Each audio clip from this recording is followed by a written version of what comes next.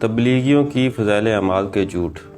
مولانا زکریا صاحب نے فضائل پر کتابیں لکھی ہیں، مثلا فضائل اعمال، فضائل درود، فضائل حج، فضائل صدقات وغیرہ۔ انہی کتابوں کو تبلیغی جماعت کی تعلیمی مجالس میں پڑھنے اور سننے کی بیعت لی جاتی ہے۔ فضائل اعمال کا ترجمہ عربی زبان کے علاوہ دنیا کی اکثر زبانوں میں ہو چکا ہے۔ چونکہ عرب کا عقیدہ توحید بہتر ہوتا ہے، اس لیے انہیں فضائل اعمال کے بجائے ریاض الصالحین پڑھائی جاتی ہے تاکہ تبلیغی جماعت کے شرکی عقائد کو عربیوں سے چھپایا جا سکے۔ آئیے فضائل اعمال میں جھوٹ پر مبنی باتوں کی 17 مثالیں ملاحظہ فرمائیے۔ نمبر 1، ایک سید صاحب کا قصہ لکھا ہے کہ 12 دن تک ایک ہی وضو سے ساری نمازیں پڑھیں اور 15 برس مسلسل لیٹنے کی نوبت نہیں آئی۔ کئی کے دن ایسے گزر جاتے کہ کوئی چیز چکھنے کی نوبت نہ آتی۔ نمبر 2، ابتدا میں حضور اقدس صلی اللہ علیہ وسلم رات کو جب نماز کے لیے کھڑے ہوتے تو آپ اپنے آپ کو رسی سے باندھ لیا کرتے کہ نیند کے غلبے سے گر نہ جائیں۔ تبلیغی بزرگوں کو تو 15 برس لیٹنے کی نوبت نہیں آتی، جبکہ رسول اللہ پر یہ بہتان باندھا جاتا ہے کہ آپ صلی اللہ علیہ وسلم کو غلبہ نیند سے گرنے کا اندیشہ ہوتا تھا۔ نمبر 3، ابن القطاب کا معمول تھا کہ روزانہ 8 قرآن شریف پڑھتے تھے۔ نمبر 4، حضرت زین العابدین روزانہ 1000 رکعت پڑھتے تھے۔ کیا اسلام اس طرح کے بڑے بڑے ریکارڈ بنانے کا دین ہے؟ نمبر 5، ایک بزرگ کا قصہ لکھا ہے کہ وہ روزانہ 1000 رکعت کھڑے ہو کر پڑھتے، جب پاؤں رہ جاتے یعنی کھڑے ہونے سے عاجز ہو جاتے تو 1000 رکعت بیٹھ کر پڑھتے۔ نمبر 6، ابو سنان کہتے ہیں خدا کی قسم میں ان لوگوں میں تھا جنہوں نے ثابت کو دفن کیا۔ دفن کرتے ہوئے لحد کی ایک اینٹ گر گئی تو میں نے دیکھا وہ کھڑے نماز پڑھ رہے ہیں۔ میں نے اپنے ساتھی سے کہا دیکھو یہ کیا ہو رہا ہے؟ اس نے مجھے کہا چپ ہو جا۔ سوال یہ ہے کہ قبر کتنی گہری کھودی گئی تھی کہ ایک شخص اس میں کھڑا ہو سکے۔ نمبر 7، شیخ عبد الواحد مشہور صوفیہ میں ہیں۔ انہوں نے خواب میں نہایت خوبصورت لڑکی دیکھی جس نے کہا میری طلب میں کوشش کر، میں تیری طلب میں ہوں۔ تب انہوں نے 40 برس تک صبح کی نماز عشاء کے وضو سے پڑھی۔ اس سے ثابت ہوا کہ یہ بات غلط ہے کہ صوفیہ صرف اللہ کی رضا کے لیے عبادت کرتے ہیں بلکہ خوبصورت لڑکیوں کے لیے۔ نمبر 8، ایک بزرگ کی خدمت میں ایک شخص ملنے آیا۔ وہ زور کی نماز میں مشغول تھا۔ وہ انتظار میں بیٹھ گیا۔ جب نماز سے فارغ ہو چکے تو نفلوں میں مشغول ہو گئے اور عصر تک نفل پڑھتے رہے۔ یہ انتظار میں بیٹھا رہا، نفلوں سے فارغ ہوئے تو عصر کی نماز شروع کر دی اور اس سے فارغ ہو کر دعا میں مشغول ہو گئے۔ پھر مغرب کی نماز پڑھی اور نفلیں شروع کر دی۔ عشاء کی نماز تک اس میں مشغول رہے۔ عشاء کی نماز پڑھ کر نفلوں کی نیت باندھ لی اور صبح تک اس میں مشغول رہے۔ پھر صبح کی نماز پڑھی اور ذکر شروع کر دیا اور درود و وظائف پڑھتے رہے۔ اسی میں مصلی پر بیٹھے بیٹھے آنکھ جھپک گئی۔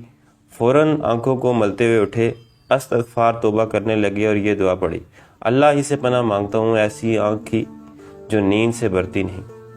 یعنی 17 گھنٹے نان سٹاپ عبادت، جبکہ اسلام میں ہے اگر کوئی آپ کا منظر ہو تو نوافل آپ چھوڑ دیں یا بعد میں پڑھ لیں۔ ہاں یہ ضرور ہو سکتا ہے کہ پیر صاحب نے ملاقاتی کا قرض دینا ہو۔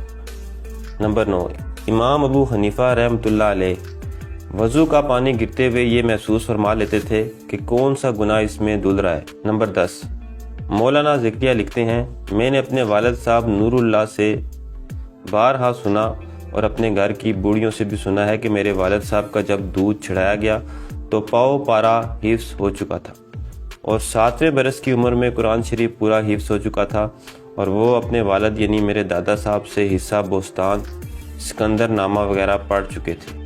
نمبر 11، ایک بزرگ کے بارے میں فرماتے ہیں کہ وہ اپنی پنڈلیوں کو کوڑے مارتے تھے اور یہ بھی کہا کرتے تھے کہ صحابہ کرام رضی اللہ تعالی عنہ یوں سمجھتے ہیں کہ جنت کے سارے درجے وہی اڑا کر لے جائیں گے، نہیں ہم ان سے ان درجوں میں اچھی طرح مزاحمت کریں گے تاکہ ان کو بھی معلوم ہو جائے کہ وہ بھی اپنے پیچھے مردوں کو چھوڑ کر آئے ہیں۔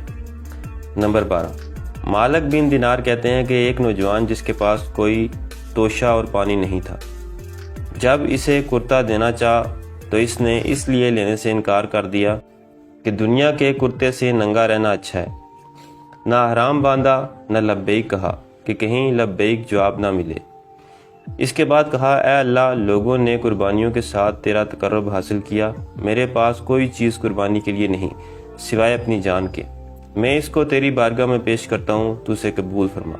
اس کے بعد چیخ ماری اور مردہ ہو کر گر گیا۔ اس کے بعد غیب سے آواز آئی، یہ اللہ کا دوست ہے۔ مالک بن دینار کہتے ہیں میں نے اس کی تجہیز و تکفین کی رات کو اسے خواب میں دیکھا، پوچھا تمہارے ساتھ کیا معاملہ ہوا؟ کہنے لگا جو شہدائے بدر کے ساتھ ہوا بلکہ اس پر بھی کچھ زیادہ ہوا۔ میں نے پوچھا زیادہ ہونے کی وجہ؟ کہنے لگا وہ کافروں کی تلوار سے شہید ہوئے اور میں عشق مولا کی تلوار سے ہوا۔ اصل میں تبلیغی جماعت کے ساتھ رہ کر ایمان اتنا مضبوط ہو جاتا ہے کہ انسان صحابہ کرام کو بھی چیلنج کرنا شروع کر دیتا ہے۔ نمبر 13، ایک کفن چور کے متعلق لکھا ہے کہ اس نے ایک قبر کھودی تو اندر سے ایک شخص تخت پر بیٹھے قرآن پاک سامنے رکھے تلاوت میں مصروف نظر آئے۔ نیچے نہر چل رہی تھی، یہ بے ہوش ہو کر گر پڑا۔ لوگوں نے اسے قبر سے نکالا، 3 دن بعد ہوش آیا اور قصہ سنایا۔ بعد لوگوں نے اس کی قبر دیکھنے کی تمنا کی، اس سے پوچھا کہ قبر بتا دے۔ اس نے ارادہ بھی کیا کہ ان کو لے جا کر قبر دکھاؤں۔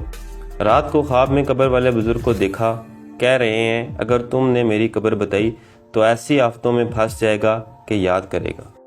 اس قصے کا جھوٹ ہونا اسی قصے سے ظاہر ہو رہا ہے۔ ایک طرف لوگوں نے اسے قبر سے نکالا اور دوسری طرف لوگوں نے اس سے قبر کا پتہ پوچھا۔ نمبر 14، ایک بزرگ کہتے ہیں کہ میں نے ایک مرید کو غسل دیا، اس نے میرا انگوٹھا پکڑ لیا۔ میں نے کہا میرا انگوٹھا چھوڑو، مجھے معلوم ہے تو مرا نہیں بلکہ یہ ایک مکان سے دوسرے مکان میں انتقال ہے۔ اس نے میرا انگوٹھا چھوڑ دیا۔ شیخ ابو یعقوب کہتے ہیں میرے پاس ایک مرید آیا اور کہنے لگا میں کل ظہر کے وقت مر جاؤں گا، چنانچہ وہ واقعی مر گیا۔ میں نے اسے غسل دیا اور دفن دیا۔ جب میں نے اسے قبر میں رکھا تو اس نے آنکھیں کھول دی، کہا مرنے کے بعد بھی زندگی ہے۔ کہنے لگا میں زندہ ہوں اور اللہ کا ہر عاشق زندہ ہی رہتا ہے۔ نمبر 5، سفیان ثوری ایک نوجوان سے ملتے ہیں اور اس سے ہر قدم پر درود پڑھنے کی وجہ پوچھتے ہیں تو وہ بتاتا ہے میں اور میری والدہ حج کو جا رہے تھے، میری ماں وہیں رہ گئی اور اس کا منہ کالا ہو گیا اور اس کا پیٹ پھول گیا، جس سے مجھے یہ اندازہ ہو گیا کہ کوئی سخت گناہ ہو گیا۔ اس سے میں نے اللہ کی طرف دعا کے لیے ہاتھ اٹھائے تو میں نے دیکھا کہ حجاز سے قبر آیا، اس سے ایک آدمی ظاہر ہوا۔ اس نے اپنا مبارک ہاتھ میری ماں کے منہ پر پھیرا جس سے وہ بالکل روشن ہو گیا اور پیٹ پر ہاتھ پھیرا تو ورم بالکل جاتا رہا۔ میں نے اس سے عرض کیا آپ کون ہیں کہ میری اور میری ماں کی مصیبت دور کی؟ انہوں نے فرمایا میں تیرا نبی صلی اللہ علیہ وسلم ہوں۔ یہاں یہ وضاحت ضروری ہے کہ کسی میت کا چہرہ اس کی عاقبت ڈیسائیڈ نہیں کرتا۔ نمبر 16، شیخ علی متقی فرماتے ہیں ایک فقیر نے فقراء مغرب سے حضرت صلی اللہ علیہ وسلم کو خواب میں دیکھا کہ اس کو شراب پینے کے لیے فرماتے ہیں۔ کیا ایسا ہو سکتا ہے کہ خواب میں شریعت تبدیل ہو جائے؟ نمبر 17، بعض بزرگوں سے نقل کیا گیا ہے کہ بہت سے لوگ خراسان میں مکہ سے تعلق کے اعتبار سے بعض ان لوگوں سے قریب ہیں جو طواف کر رہے ہوں، بلکہ بعض لوگ تو ایسے ہوتے ہیں کہ خود کعبہ ان کی زیارت کو جاتا ہے۔ تو دوست یہ تھی میری آج کی ویڈیو پسند آئے تو چینل کو سبسکرائب کریں۔ ملتے ہیں اگلی ویڈیو میں، اللہ حافظ۔